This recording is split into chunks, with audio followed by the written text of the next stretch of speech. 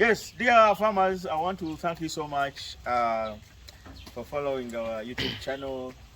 Those that are watching from all over Africa and all over the world.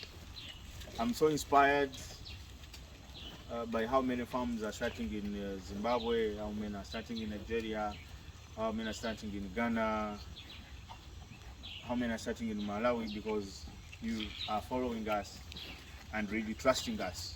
We have sent so many pasture seeds in those countries, and really people are doing extremely well.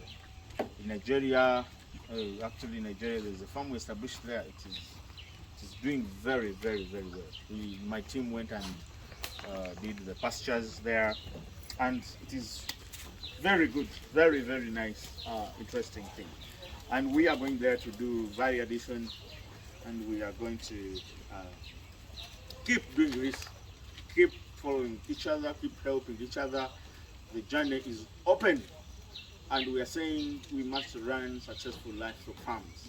Now, if you want to start a feedlot, as I told you, there are mistakes I made when I was opening up the farm.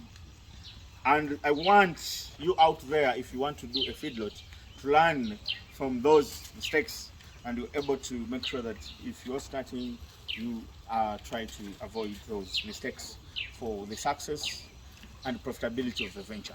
As we say, we need you to be to run a successful, profitable farm.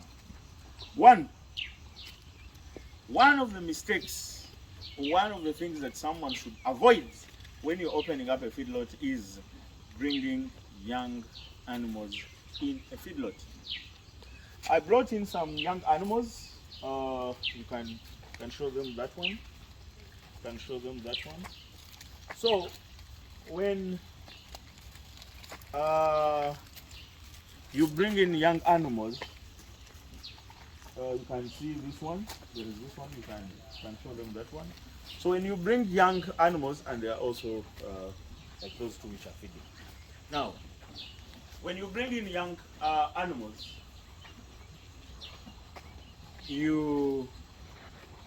these are going to concentrate on turning the feeds to build the skeleton. They have not yet grown. They have not yet grown, and they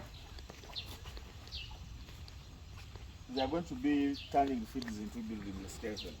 And remember, what we are interested in the feedlot is we want the muscle.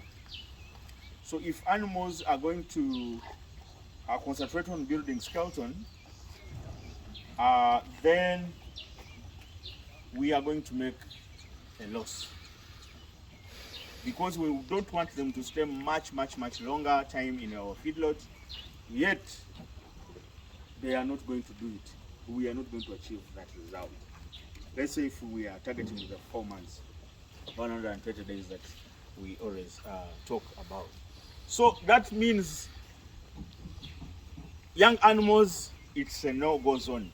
We only have to bring the animals that are mature, that have already built their skeleton enough. They are not growing anymore, so they are going to just concentrate on adding weight. That's one. It's a no-go zone. Two, when I talked about the feed conversion ratio, or you can call it the feed conversion ability, the ability to convert the feeds into beef, because here we're talking about specifically feedlot. We must buy the breeds, all those animals, apart from the age now, those animals that are going to be able to gain the weight.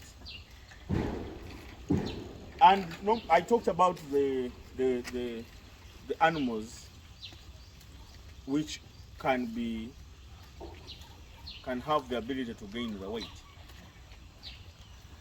and those are the ones I talked about: the Bolan, the Bonzumala, the Brahman, and those multi-purpose ones, the Frekvik, all the Cementos, the Brown Seas, and others. Those ones and the crosses with our local breeds, the crosses, they are going to give us good results. I want to show you. For example, look at this animal. Show them that animal is going. That is Bolan, and you can see its performance. Look at that white animal. You can stand there and show them that white animal. That's a Bolan. It is actually a cross. So, show them the animal. It is actually a cross. But you look at how it is able to gain weight. And you also look at this, show them that one. You also look at that one. That one is Ankole, our local Ankole. And as you can see, it is still young. However much it is not doing bad, but in 4 months, it is not going to hit our target. It's not going to hit the 400 kilos that we actually need. So, the breed, while focusing on the conversion ratio, is something that we must be able to look at. Because when you add all those, you find that your average in terms of weight gain is down. So if you are going to open look at this cross. It's a cross, but it is not performing back. So it is going to really do the work. Mostly the local animals are not going to perform the way we want them to perform. So we are going to make sure that we avoid those kind of mistakes. We must concentrate on mature animals, and we must concentrate on those animals that are going to be able to gain the weight. So it is something that you must look into. Now there is these Fresian Ankole crosses.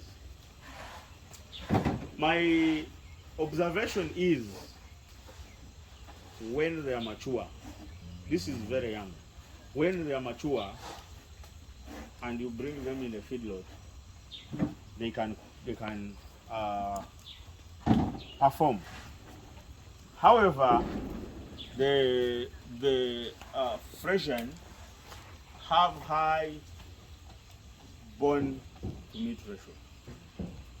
So definitely, in terms of carcass weight, it will be it will not perform extremely well like if you got the beef animals. So those ones are a no-go zone.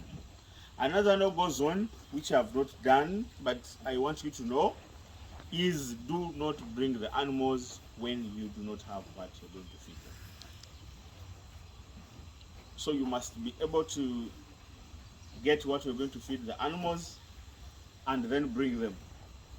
There, you're not going to get stressed and you're going to be very happy because you will not see your animals hungry at any day.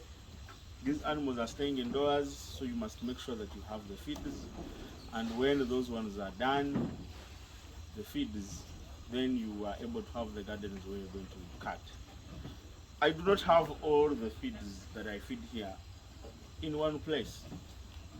I have some like 15 kilometers away from here, and I have some from around 18 kilometers away from here, and I have what is around here on the farm. Of course, in terms of acreage, when you come and you want to do a feedlot, then I can advise you. Of course, me, I have quite a number, but it's not all being fed to animals. One of my business, I sell hay, I I sell silage, sell pasture seeds. So some of them are for different purposes. So, but we are able to advise if you want to do the same. And feedlotting or zero grazing is one way of increasing the number of animals feeding per unit area. When you are letting animals to go around and feed, you have less animals than when you are planting pastures for them. So I want to thank you so much for following our work. Let us move together. We are going to keep observing the other batches that will be coming here, the next batch we are going to do, and then we are going to see how it will be moving. So those, for me, I'm not doing batch feedlotting. In batch feedlotting, you're going to bring a group at once, and then you take the group, that very group at once. When you want to do that, then you extremely have to take what I've been talking about into caution. Bring animals which are able to gain weight, which are already mature, put them on very high quality feeders, make sure the protein is high and the carbohydrates is very high, and they are able to convert. Then they are going to give us what we actually need. Then we take them and bring others. That's it.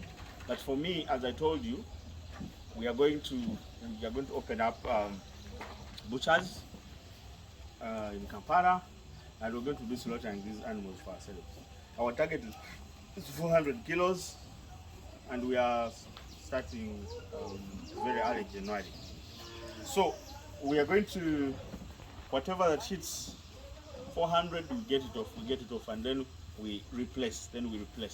So those that we brought in while knowing they will stay longer, they will maybe be taken out as others are being slaughtered. So definitely it has no problem. But if this is not your plan, please do not go into those mistakes. And if you're not looking at really teaching people like I do, because some of these mistakes I did them because I want you to see, then just go straight to exactly the animals you're supposed to have in a feedlot, and boom, you're able to make the money. I want to thank you so much for following. Do not forget to subscribe, and do not forget to order from Robran Mall if you're in Kampala. Robran Mall is found at www.robranmall.com, or you can download the app at Google Store Robran Mall. I am always excited by your comments. Please comment with where you are and what you have learned from us, and what you need to learn more. I want to thank you so much.